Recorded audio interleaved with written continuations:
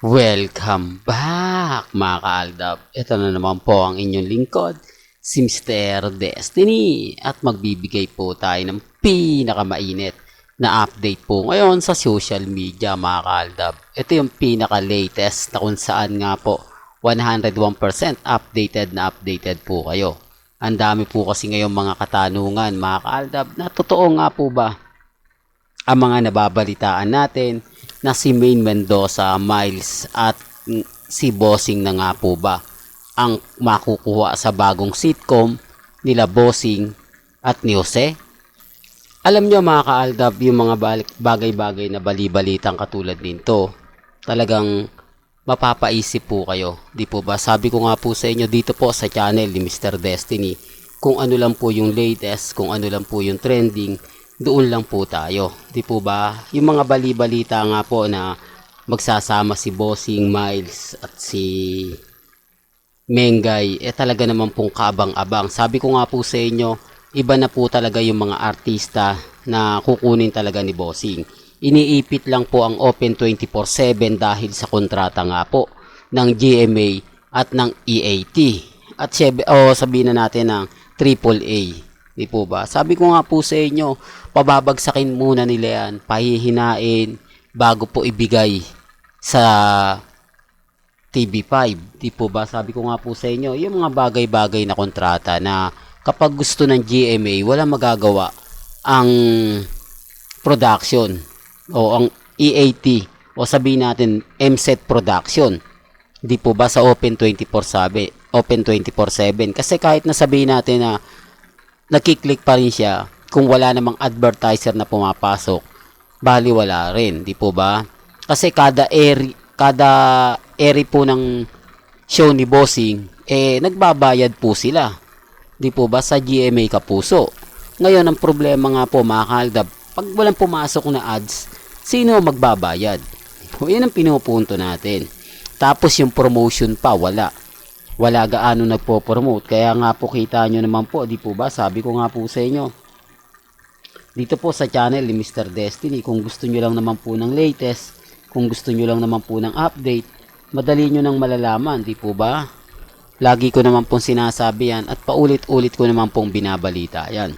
Depende na lang yan sa pananaw ng iba. Depende na lang po yan sa mga taong nagsasabi ng fake news, di po ba? Relax lang po kayo. Huwag po kayong basta-basta padadala at maniniwala sa mga pahayag at komento ng iba. Di po ba? Relax lang. Darating naman po yung point mga kaaldab, tayo pa rin ang panalo. Tayo pa rin po ang masasabing ganito, masasabing ganyan. Di po ba? Relax lang po kayo. Basta sa akin, kung ano lang po yung latest, kung ano lang po yung trending, doon lang po tayo. Po ba? Kaya wag po kayong basta-basta maniniwala sa mga kwento, sa mga pahayag, di po ba? Ako naman po, kapag ka naandito, 101%, di po ba? Tapos sasabihin po nila, hindi, fake news ka, lahat ng sinasabi mo, Mr. Destiny, hindi totoo.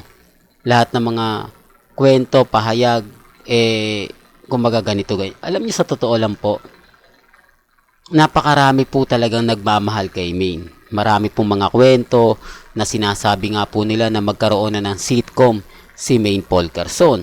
Di po ba? Although wala na siyang main goals, talagang gagamitin na ito ni Bossing. Hindi na siguro makakatanggi pa si Maine Polkerson na pagka ang makakasama niya naman sila Miles, si Atasha, di po ba si Jose. Depende po, depende. Kasi wala nang papasok na Sparkle Artist Center. Karamihan na rito, puro TV5 o ABS-CBN artist. Sinasabi ko lang po para po sa kaalaman ng lahat, lalo na nga po sa mga taong dumadaan at bumibisita sa channel natin. Ako naman po, masaya po ako sa mga bagay na ganyan. Di po ba? Hindi naman po tayo nagpapa-apekto at never naman po tayong kumbaga magpapa ano sa kanila, di po ba? Sabi ko nga po sa inyo, kung ano lang yung latest, kung ano lang yung trending, doon lang po tayo.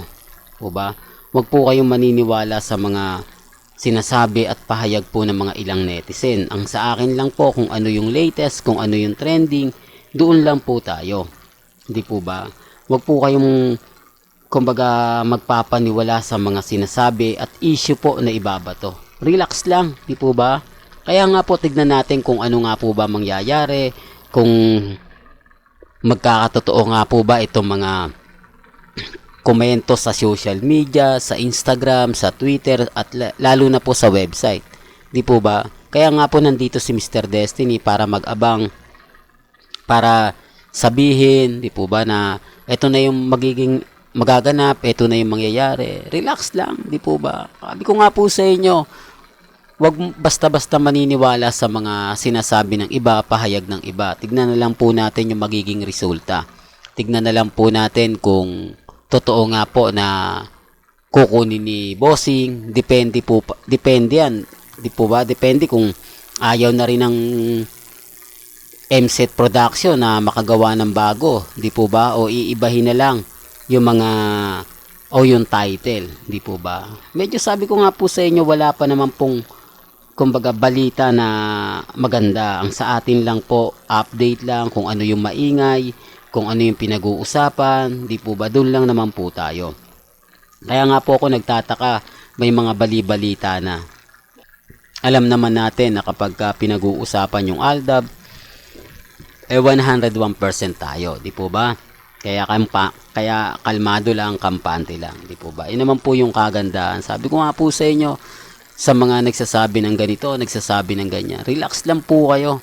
Huwag po kayong basta-basta padadala sa mga komento at pahayag po ng mga ilang netizen. Basta sa akin, masaya na po ako, di po ba? Kung ano lang po yung latest, kung ano yung trending, doon lang po tayo. Kaya wag po kayong kumbaga papa-apekto sa mga pahayag at sa mga sinasabi ko. Di po ba? Relax lang. Di po ba? Kaya nga po ako masayang masaya kapag ang pinag-uusapan natin si Main. Dahil syempre, gaya nga po kanina, trending si Mengay. Ngayon, trending si Alden, no? Baliktad ang sitwasyon eh. Masabi natin na biglang mawawala si Mengay, tapos biglang magti-trending si Alden. Pero kanina po, halos magkatabi lang po si Alden at si Main. Kumbaga trending si Main Mendoza, sumusunod naman po ang Legit Dabbercads, tapos si Alden Richards. Tapos ngayon nagbago na yung sitwasyon. Trending naman po si Alden Richards. Ganyan po siya kapopular. Kaya nga po kung magsakasakaling magkakaroon ng sitcom si Main, walang posible po na magbalikan nga po lahat ng mga nawalang commercial sponsor kay Main Mendoza kasi makikita siya muli, di po ba? Ganun naman po talaga yung mga advertise eh. Hindi naman po yan kumbaga nagsasabi na dito lang kami, hindi. Kasi si Mengge hindi na talaga nagpapakita, no? Hindi na talaga siya nagpo-post o bihira ng mag-update. Kaya yung iba nawala na. Kahit po sa Bibo, di po ba? Bibo, Smart, Lazada, at kung ano-ano pa, di po ba? Ang daming advertisement na hindi na po talaga kinaya siguro ni Main. Sinabi niya na magpapahinga muna siya, di po ba? Pero kung titignan nyo, halatang halata po na bitin talaga si Main. Parang hinahanap niya. Kasi yung main goals, adventure yun eh.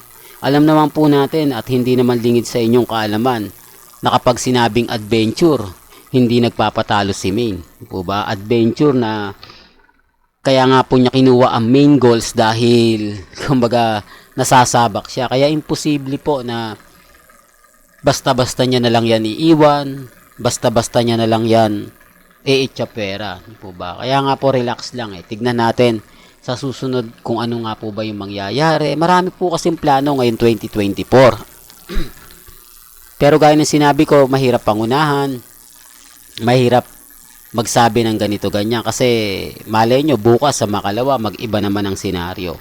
Bukas sa makalawa mag-iba naman po yung mga update, di po ba? Ang importante lang naman po, sabi ko nga sa inyo, kung ano lang po yung latest, kung ano lang po yung trending, doon lang po tayo. Po ba? Wag po kayong basta-basta maniniwala sa mga pahayag at komento. Relax lang, di po ba? Darating naman po yung point mga kaaldab na magiging kampante po kayo at magiging matatag, di po ba? Kaya wag po kayong padadala sa mga sinasabi ng iba, komento ng iba. Ako naman po si Mr. Destiny, lagi naman pong updated, di po ba? Real talk mga kaaldab. Well, hanggang dito na lang po yung updates natin ha. Kaya kung gusto nyo pa po ng pinaka-latest at sariwang update, abay tumutok lang po kayo dito po sa channel ni Mr. Destiny para updated po kayo sa mga latest at sa mga bagong video po na ilalabas po natin. maya-maya lang. Hanggang sa muli, salamat po sa panonood at pakikinig.